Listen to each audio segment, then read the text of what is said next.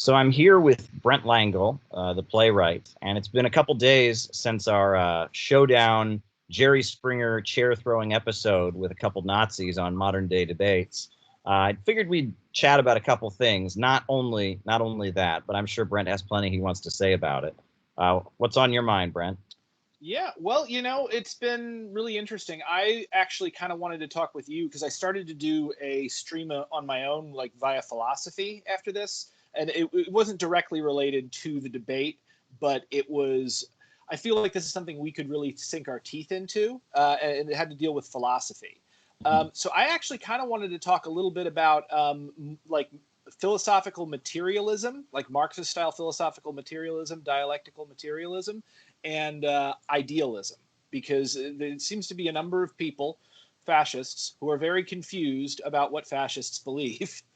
And so, I kind of wanted to talk a little bit about that. Now, you're primarily a Marxist. I know you think beyond just Marx, but like, what's your opinion of like Marxist, dialectical materialism? And, can you maybe explain that for the audience a little bit? Sure. I've made videos on this. It's a widely misunderstood concept. Most people don't understand it, and then the people who do understand it are very highfalutin and just kind of isolate, and they lord over other people that they don't understand it. And there's a lot of words in Marxist circles that get used, like contradiction, for example. People don't know what it means. I mean, they use it. They just think it means people not getting along or problems or something like that. But dialectical materialism is basically the idea that all that exists in the universe is matter, right? And that matter creates ideas. Ideas arise from matter, right? Descartes said, "I think, therefore I am." Marxists and materialists would say, "I am, therefore I think." Friedrich Engels said, "Thought is inseparable from matter that thinks," and that there's a material world, and that thoughts and ideas and spiritual things are a reflection of that material world. Whereas idealists think the opposite. They think that they're the classic idealism is religion, right? Where we're all a reflection. God had an idea and created us. Or there's stuff like this, The Secret, right? Thinking makes it so. People sit there and go, money, money, money, money, money, and then money like falls from the sky, right? That mind over matter, that kind of thing. That's idealism. So there's materialism, right? But then Marx had dialectical materialism, which he took the idea from Hegel. This idea that that two things clashing is how history advances, and that all that exists, all matter, is in a constant state of change. So, dialectical materialism basically is, all that exists is matter, but that matter is constantly in a state of motion. The only thing constant is change, and all that exists is matter. And to be honest, I'm more spiritual, right? For the most part, I'm dialectical materialist, but I do believe in God. And I do believe that in some instances there is. I'm not a full-blown materialist. Let me put it that way. I'm mostly a materialist. You're not a crude materialist. I don't believe in like magic or anything like that. And I don't believe, that people can do witchcraft, or I'm not into like, people sitting around and, but at the same time, I do think that there are spiritual and emotional drives that do have impact on the physical world. I think that people are motivated by things other than just their economic self-interest. So in that sense, and I would say that Marx, you have to remember at the time, materialism was very radical. The Catholic Church had been telling people, pushing this hard idealism on people, right? And the Enlightenment, they're breaking out of it. So, Marx comes along and he says human beings are like animals. They have sexual urges. They have, the desire to eat. They're motivated by biological necessities. They're material human beings. Human institutions and ideas are the result of matter. And that's very revolutionary to say. And before that had been not allowed. I think he just went a little too far with it, because it was a reaction to what was before.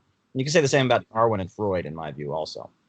I would agree entirely with that. And thanks for that explanation. I wanted to give that to you, since you're more the Marxist between the two of us. I had done a little video on this, and I may still create another one. But essentially, what I noticed was that in the debate, one of our esteemed opponents. Did I go away for a second there? No, you're here. Okay, yeah. So in the debate, one of our esteemed opponents, said, "Oh, we're idealists," like a brag. And I also heard that in your other debate with, Cultured Thug. And the thing is that neither one of them were using materialism or idealism in the proper sense that you just explained. Again, philosophical idealism and philosophical materialism holds that, you know, the universe is essentially matter, or the universe is essentially mind. So, like, you know, everybody has ideals, but I really think a lot of times, a lot of these guys, and it's not just fascists, like anarchists do this too, some of the Marxists who are new to it, they come to the ideology first and they find the label, and there's something they like about the label or the community.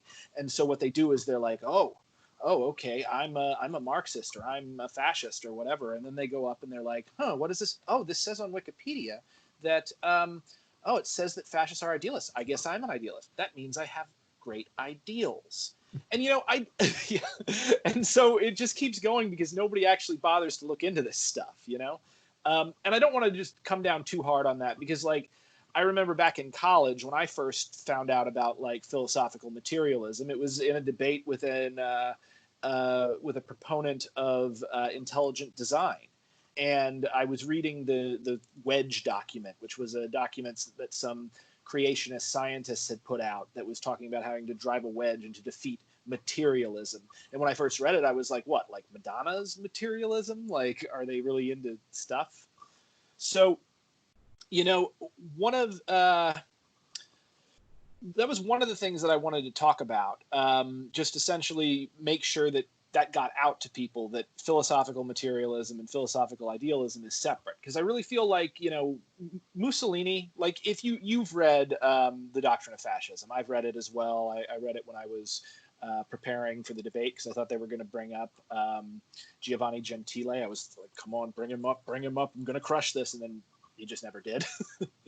But like, for instance, like, I really feel like reading The Doctrine of Fascism and seeing how self-contradictory it is, and seeing how a lot of these beliefs are really self-contradictory, like, what it kind of has said to me is that, like, fascism to Mussolini was just like whatever Mussolini was feeling on a certain day, you know? And I think he even made statements to that effect. So as far as, like, where, like, idealism and materialism clash, I felt like, you know, Lenin had his Marx, Lenin had his smart guy for his revolution. And I really feel like Mussolini saw that, and being a fascist, being obsessed with appearances, he, in fact, then was like, oh, I got to get myself my own smart guy. Quick, Giovanni Gentile, come be my smart guy. And they sort of post hoc, they specifically went in that heavy idealist direction to contrast Marx. It was like a little flourish on their movement, as opposed to something that the movement genuinely grew out of. Now, I will agree with you also, because I'm not a full-on, like, materialist in the Western sense. And my ideology is much more rooted in Buddhism, and that might actually be a really fun discussion to get into. But I definitely think that, you know, when it comes down to materialism versus idealism, and especially Giovanni's actual idealism, which is incoherent, you know, matter, the objective physical world, is absolutely a real thing. And I you know, it seems, I can see why it was, you know, more controversial when people believed in magic, you know, but people don't believe in magic anymore. I would say, right, is that, you know, that coming out of you know, Marx's life and the Industrial Revolution, you had the rise of Marxism all throughout Europe, right? And that Marxism was everywhere. And it was like one of the biggest mass movements that had ever been seen.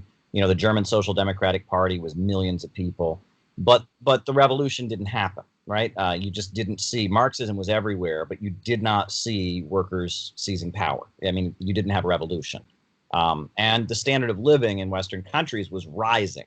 And Marx had predicted it would get worse, right? And it was rising. That was because of imperialism, because, you know, the Western capitalist economies were becoming the center of the world. The working class was being divided. But regardless, you had this period called the crisis of Marxism, and you had this debate about why is Marxism not working? Why is Marxism not leading to a workers' revolution? Why is living standards rising when Marx said it would go down? And in that debate, you get a lot of different voices. And one of the voices is George Sorel, who was a syndicalist. Do you know George Sorel? I've heard the name. I'm not familiar with his philosophy, though. I've read a lot of his writing, actually. And George Sorel, he was a syndicalist in France, and he was in the Marxist movement, but he was critical of it. And he argued that the flaw in Marxism was the materialism, right? And that there was a spiritual thing, and that his main critique was more organizational. It was like the German Social Democrats, the French Social Democrats, all the Marxist parties were building these mass parties of everybody, whole neighborhoods, choirs, marching bands, trade unions, whatever, that were going to, work in their own economic interests to gradually seize power. And Sorel was saying that to have a revolution, you shouldn't build a mass organization. You should build a group of armed men who are motivated by honor and valor and a desire to become heroic and to destroy and to, and that revolutions are made by this kind of spiritual desire that's very male and very ancient. And he drew from ancient Greece and ancient Rome. And he talked about Plato and the philosopher kings. And it was this feeling that Marxism was wrong because it was trying to build a mass movement, not a spiritual movement. And interestingly, I don't know if Sorel himself was funded by the French government, but a lot of people who thought like him were. And they started violently attacking the communist parties in France in the name of saying these people aren't real revolutionaries, right? They're holding back the revolution. They're not violent, right? And that they're holding back the workers. And they would show up with baseball bats at communist meetings and beat the hell out of them. And they built this kind of cult around syndicalism, not anarcho-syndicalism, but just syndicalism. Right. And one of their main beliefs was what they called the power of myth, right? And that was where you get the idealism, this belief that he said, Sorel was an atheist. He said Christianity isn't true, but it built Western civilization, so it's good, right? And we can make up a story that's not true that will pull big emotions out of people and get them to do heroic things, right? And he actually... So Batman, the Dark Knight, essentially was his plan. Yeah, and he wrote a book called On Violence, which if you want to know this thinking, that's really the main text from Sorel. And he was technically a syndicalist, and he wrote this book about violence and how violence empowers people, and it's male and it's ancient, and it's all this stuff. It's really, you wouldn't even think of it as leftism, right? This is, it sounds like toxic masculinity. But Mussolini was in the Italian Socialist Party, but he was frustrated with them. He then supported World War I. They didn't support World War I. Mussolini said he supported World War I because he thought it was important to defend the French Revolution and its ideals from the Germans, right? The Germans invading France was going to erase the memory of the French Revolution. Mussolini loved the French Revolution. So Mussolini broke away, and his group, the Fascisti or whatever, they originally called themselves National Syndicalists, and they drew from George Sorel. And it was this kind of critique, and eventually they broke with Marx. And if you read Mussolini's autobiography, his main critique of the Socialist Party is they weren't violent. That's his critique. And that's the thing, when I debated culture thug, like one of the things, or cultured thug, one of his things, he would kind of later in his afterwards kind of made fun of the fact that I was pointing out the violence. But for Mussolini, the violence is it. It is the essence of what they do, right? Marxists might use violence, to achieve their own ends or for self-defense or whatever. Most Marxists reject, left adventurism and such. But the violence itself is not a principle, right? And when you read fascist writings, it's all about violence is considered to have this spiritual value. Violence is the essence. And it was a critique of the crisis of Marxism, being that Marxism didn't have this spiritual violence, wasn't a big part of it. And that's Italian fascism, and I think even Franco was influenced by some of this stuff, if I'm not mistaken. I believe he had been a syndicalist at some point, and was influenced by it. I wouldn't be surprised. Franco was a nut. One of the things, and this didn't come up in the debate because we didn't really talk in depth about him, but I remember he carried around with him the severed hand. It was like a Catholic reliquary, the severed hand of Saint Teresa de Avila. And it was this golden hand supposedly with saints' bones in it. You go into old style Catholic churches, they've got those reliquaries all over the place. And one of the main things about them is those are almost definitely, except for maybe 3 of them, those are definitely not the saints' bones inside them. They're somebody else's bones that have been found. And I always thought that was a really good metaphor for fascism, because it's shining on the surface. It has this aspect where it's really obsessed with aesthetics and appearing a certain way, and then inside it's shriveled and dead and not actually the thing it even purports to be. Sure. And I mean, you can kind of see all of this. And again, throughout the debate, I kept pointing out, they were saying that, oh, you don't oppose Winston Churchill, you don't oppose the British Empire. Well, their philosophy, racial supremacism, this kind of emotional obsession with violence is very British. I mean, the British Empire in its worst days kind of pioneered and engineered all the motifs we see with fascism. I mean, the first, scientific racist writings, but also this kind of, training people for violence. I mean, in my book, City Builders and Vandals in Our Age, I point out, the first major serial killer in history was Jack the Ripper, right? And Jack the Ripper, people who look into that case, many writers have pointed out that, this is a guy who was clearly a very wealthy man. We don't exactly know who it was, but he would go to the East End of London. He would hire prostitutes and cut them up into pieces, but that very much the pathology, was very much a reflection of how much British culture had changed during the 1800s. As Britain was transitioning from being just an industrial capitalist society to being an imperialist power. Like, for example, in Victorian England, there was a feeling you shouldn't hug your children, right? Because that's if you hug your children, they'll be soft and weak, right? That was the Victorian teaching, right? The other thing was very, the feeling was that anything related to sex should be completely covered up. Like, they would put over pianos, they would cover up the piano legs because they might look like human legs and turn you on.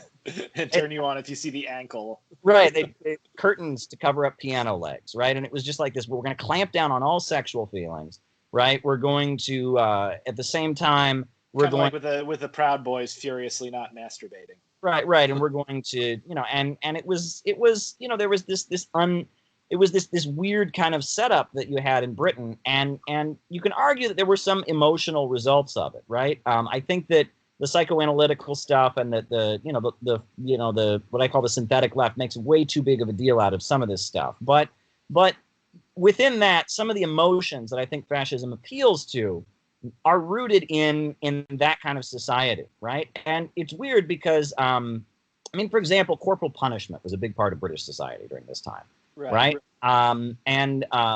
It's almost simultaneously. People have beaten kids throughout history, right? But in Britain, they're like institutionalizing it. They're writing handbooks on how to do it.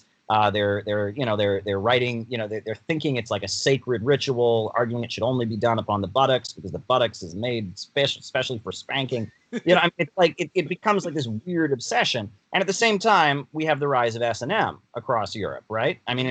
What's going on there, right? It's like, it's pretty clear, and things were going on in the European mind.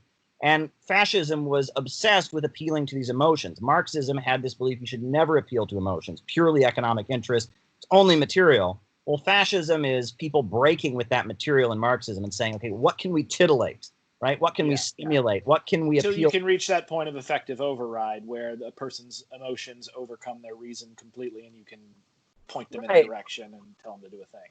But then it's also important to point out that a lot of the aesthetics of fascism were blatantly stolen from Marxism, right? For example, the fist salute, right?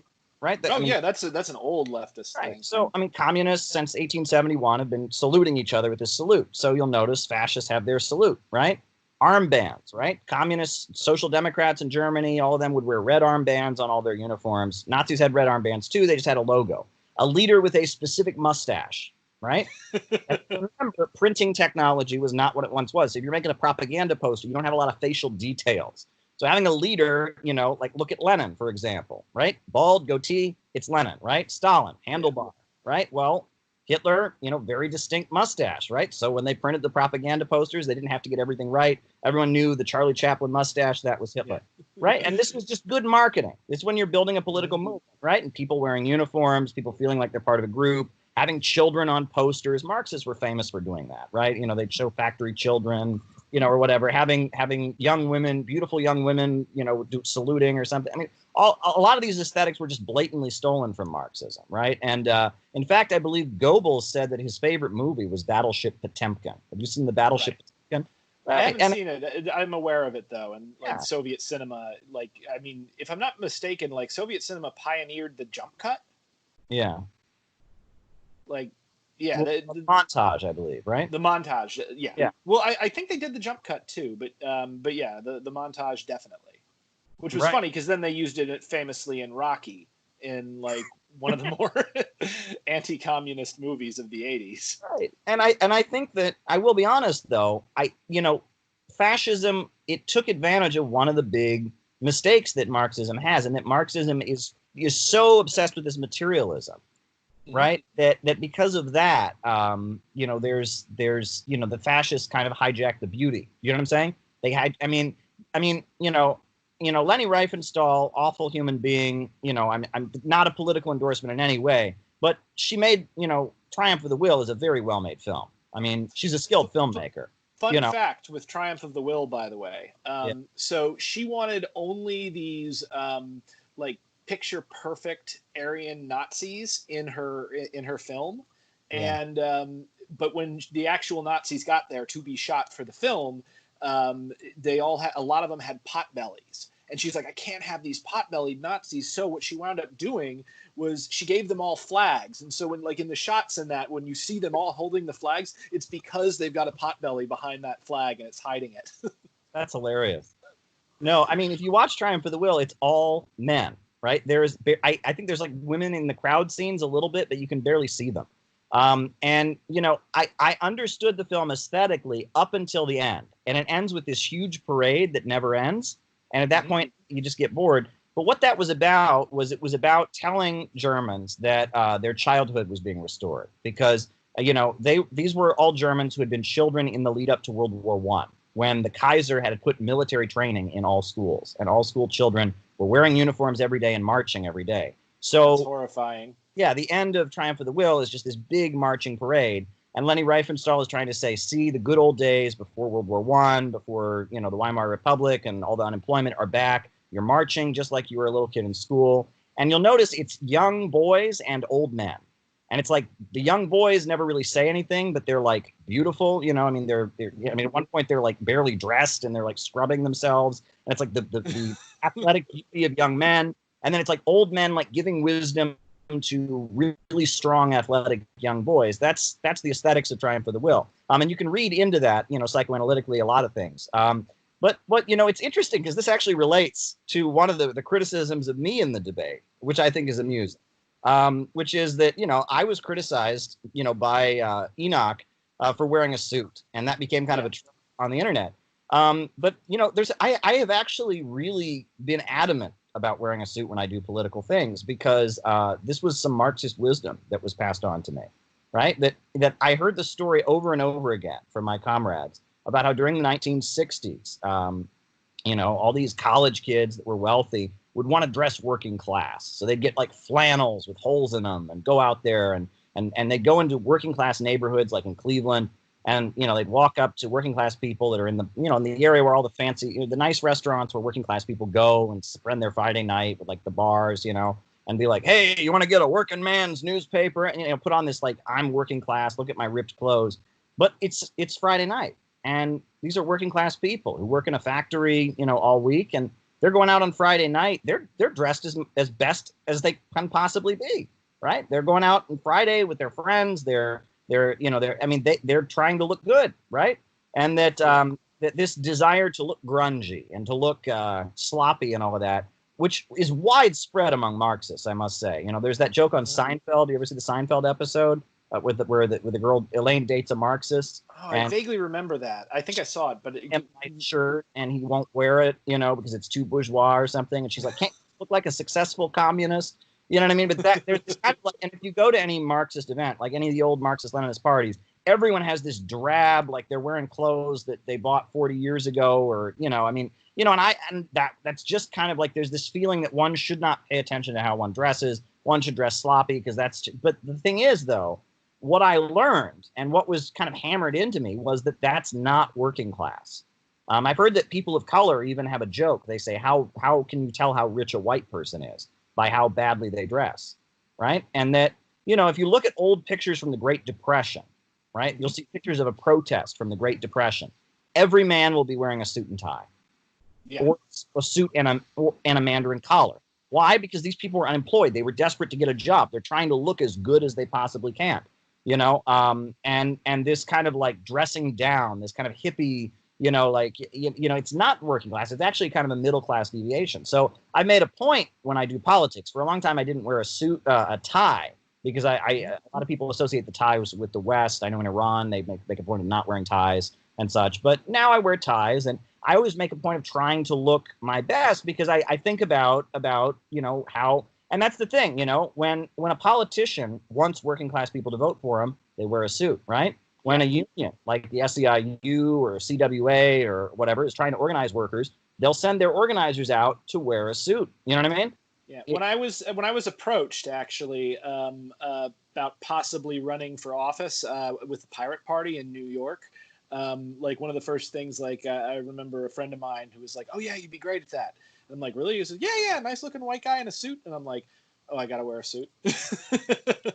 But I mean, there's something to it. And again, it points to this critique of Marxism. Marxism is not interested in aesthetics at all. Fascists become like obsessed with aesthetics, right? And are just and that's the thing, is that whole narrative that, oh, fascism is mental illness and all that. I think they're overdoing it. I think it's what they're pointing out is that fascists made a real point of appealing to aesthetics, right? And that they were appealing to really getting into, how do we mass market, how do we get a product, how do we make a movie, a political movie that people want to watch. And Marxists had it in their minds that as long as they were theoretically correct and had the correct political line, people would read their ideas and not care how they looked. And so it's kind of a push and pull, right? And that's kind of how I see that whole thing. And it plays into materialism versus idealism, I think. I think it definitely does. Now, what's interesting here is I kind of wanted to talk about sort of where I'm coming from philosophically on this, at least, because the thing is materialism versus idealism. You have a lot of stuff there. You've got like romanticism versus neoclassicalism. Neoclassicalism would probably fall more like on the Marxist side, because it's kind of obsessed with structure and thought, like Star Trek. And whereas romanticism is more with fantasy, Star Wars, that kind of aesthetic. And I think you fall a little bit more on the neoclassical. I fall a little bit more on the romantic. I'm wearing a freaking Viking torque as we're talking. But what I have kind of learned, as far as both my metaphysical ideas and my philosophical ideas, is that I think that this is a false distinction between essentially the subjective and the objective, between material and thought. Because, I mean, here's the thing. So what we've seen, there's been like two really big, great myths in the Western tradition. Alan Watts talks about this. There is the myth of the world as created by the mind of God, which dominated us for centuries upon centuries. And then the newer myth is sort of like the fully mechanic universe, where we sort of have this idea of matter as something that is separate from thought, that's separate from our souls, and we're just basically like a ghost in a machine, which is ironically coming from Greek thought. Like there's a little man inside each of our heads piloting our bodies, like in the movie Inside Out or something, or in that case, like 5 people. And I think this comes down to a distinction like between the temporal and the divine. So you have essentially like the whole idea of like this world is temporal, and then you have the world of God and the world of the divine. And this has been a major dichotomy in Western thought. But what I found when I became a Buddhist, I started thinking about that stuff for a while. Like when I first was thinking about Buddhism, like what? I go meditate on a mountain, and then eventually I turn into, I don't know, light or something and disappear. I remember I said that to one of the leaders in Soka Gakkai, and he goes, "That sounds horrifying." So like, but what's very interesting about Eastern thought is the idea that this distinction between the divine and the temporal, between the sacred and the profane, is a false distinction created by consciousness. In fact, it's all one thing. The sacred is the profane. The temporal is the divine. You're just seeing it from a different point of view. Samsara is nirvana. So the great cycle. What makes the difference is what state of mind you are in when you view it.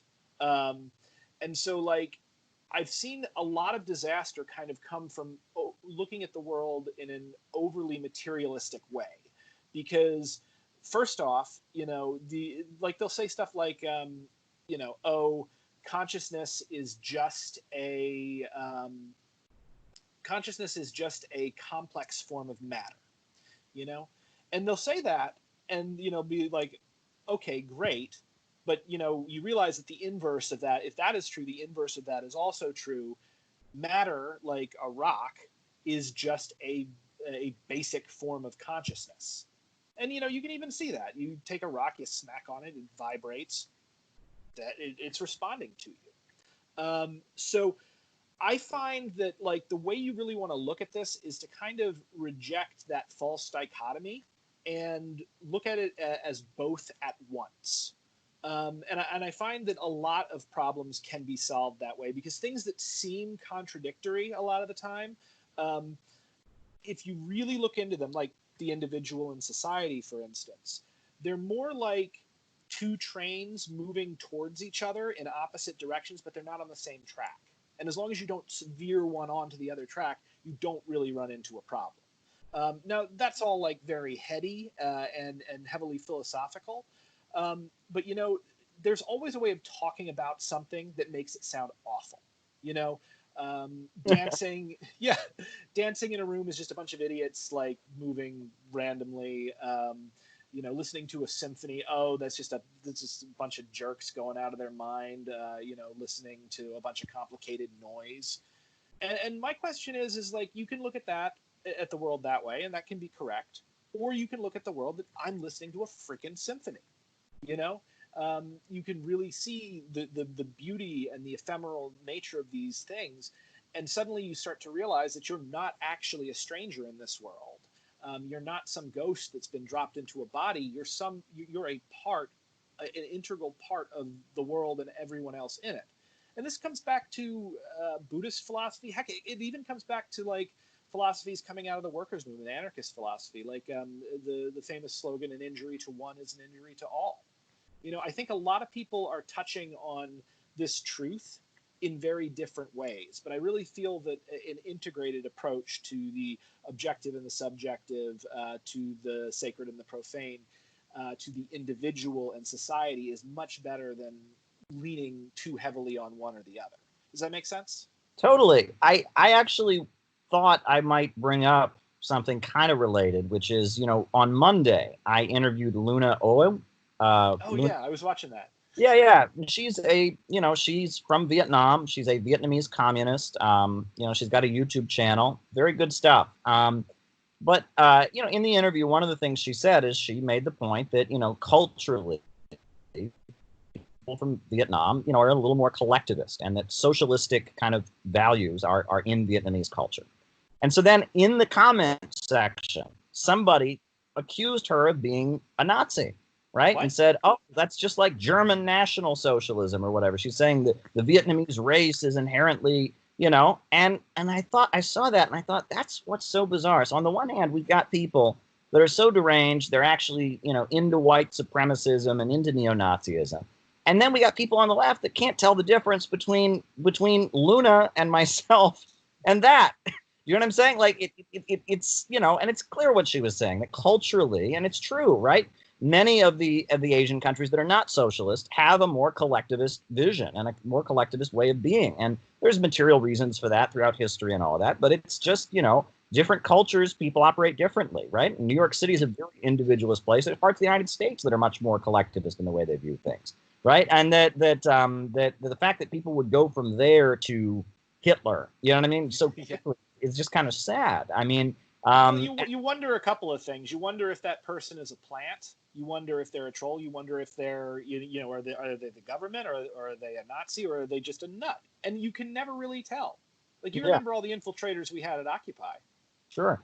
But I mean, there is this whole red-brown scare all over the internet. There are lists, and anyone who has said anything, supportive of Russia or China, or been critical of U.S. foreign policy in Syria, gets accused of being a Nazi, right? And I mean, the website Black Agenda Report, right? I don't know how any website called Black Agenda Report, run by who it's run by, publishing the stuff it runs, could in any way be white supremacist. But that allegation is hurled, and that there is this there's this whole milieu of people that are trying to make like this 6 degrees of separation to, you know, and if you look at the essence of what they're saying is, sure, you can be critical of capitalism, you can be a socialist, but don't oppose U.S. foreign policy, because if you do that, that means you must be a fascist. And that now we're in this weird world where it used to be U.S. foreign policy was waged on the basis of anti-communism. But now the narrative from mainstream media is that even though the countries tend to be socialist and left governments and anti-imperialist governments, the narrative is all these countries around the world that are critical of the United States or challengers to U.S. power, they're all fascist and they're Nazi, and we're going to invade them and bring them our enlightened liberal values, right? You know, we're going to invade Afghanistan to liberate the women, right? We're going to put sanctions on Russia because we care about gay people, right? And that the narrative of U.S. foreign policy is this kind of a liberal liberation narrative, and I think that's interesting. I definitely think it's interesting. I mean, I do definitely think that, you know, people who are oppressed should be liberated, but I don't necessarily know if marching an army in there is the best way to do that. It's kind of an interesting quandary to get at, because, you know, I'm going to be in a debate soon with a guy who, in fact, what time is it? I've got to go. But I'm going to be in a debate soon with a guy who's really into Lysander Spooner. And, you know, Lysander Spooner has been held up as this kind of like neo-Confederates like him, because he wrote No Treason, and how it was not, how the actual crime of treason was not really a crime. Meanwhile, he also advocated, and they love to forget this, for like John Brown style, like, abolitionist violence, to go down to arm the slaves and to get them to overthrow the plantation owners. He literally used the phrase like turn the whips on their masters. So like, I suppose it's very interesting, like just how do you deal with someone else who's being oppressed, and when is it right to free them or to help them become free, and when is it right to just hands off? Because, you know, self-righteousness can get just as many people killed as whatever kind of oppression they're doing somewhere else in the world. Well, I would see it differently. I see the road to liberation as economic development. When people have more economic prosperity, people can have more liberty, people can, you know, challenge things, and that societies become more open and free when they're economically developed. And the way imperialism operates at this time, it's about beating back countries that would become competitors if they became developed, and keeping the world poor so that Wall Street can stay rich. And that, you know, both agree that's messed up. Yeah, and that when countries are under attack, facing sanctions, threats of invasion, military buildup, they're going to tighten up, right? But when countries are free to economically develop and build up their economy, they tend to be more free. So, you know, that I think that this notion that the United States goes around invading countries because it just cares about these people, and I mean that sells. You know, it's good, you know, slick propaganda, but it's simply not the reality. And that you know, China is a lot more free than it was during the Mao era in terms of religious freedom, in terms of, you know, all kinds of freedom, right? And that as countries raise themselves up out of poverty, they tend to loosen up. They tend to allow people to have more freedom. But countries that are under attack don't have that right. Well, it's stress, high levels of stress and high levels of anxiety correlate with high levels of authoritarian thinking. And so, like, it's a lot of times why, you know, people, and you can see why people lock down, because they're like, oh, there's this huge threat. And I think a lot of the time that's probably why a lot of fascist things are obsessed with a plot, obsessed with finding enemies that don't actually exist. It's one of the reasons why, and I'll make this comparison in the future as well as in the past. I meant to bring this up in the debate, but I would kind of liken fascism to an autoimmune disease where the body attacks its own healthy cells, just on a societal level. Anyway, this has been great. I got to jump to the other debate, but thanks a lot, Caleb. It's always wonderful to stream with you. And let's see if maybe we can get American Johnson on, since you've talked to Luna, because I've been wanting to talk to him for a while. He's an anarchist. I'm sure the three of us would have a lot to talk about. Sure thing. All right. Talk to you soon. Yep. Absolutely. Bye.